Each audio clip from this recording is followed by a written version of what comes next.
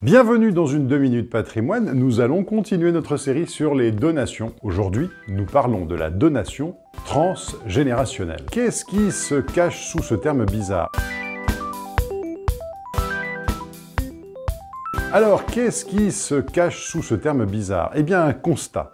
Un constat, c'est que sur les 20 dernières années, l'âge auquel nous percevons une succession est passé de 40 à 50 ans, et cela continue, c'est-à-dire que dans 30 ans, a priori, nous allons hériter à 60 ans passés. Est-ce que ça sera vraiment utile d'avoir du patrimoine à ce moment-là?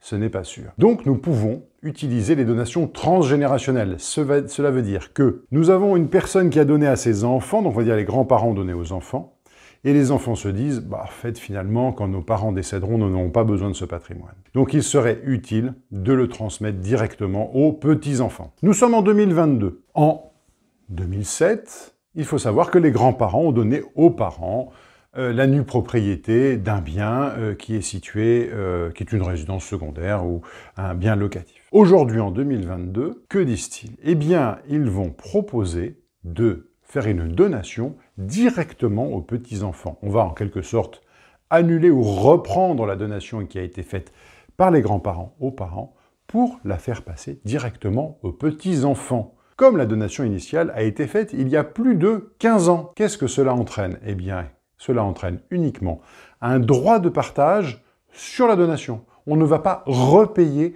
des droits de donation sur cette donation transgénérationnelle des grands-parents aux petits-enfants. Pour l'ensemble de vos stratégies de donation, faites appel au conseil d'un professionnel, un notaire ou un conseil en gestion de patrimoine comme Montaigne Conseil et Patrimoine. Pour démarrer votre stratégie, vous pouvez commencer par souscrire à une consultation patrimoniale d'une demi-heure avec l'un des 4 spécialistes du domaine chez Montaigne Conseil et Patrimoine. Nous avons même un notaire dans l'équipe. N'oubliez pas, une vraie stratégie, cela commence par un conseil de chez Montaigne Conseil et Patrimoine que vous pouvez retrouver sur Twitter, LinkedIn et bien sûr sur cette chaîne YouTube. À très vite!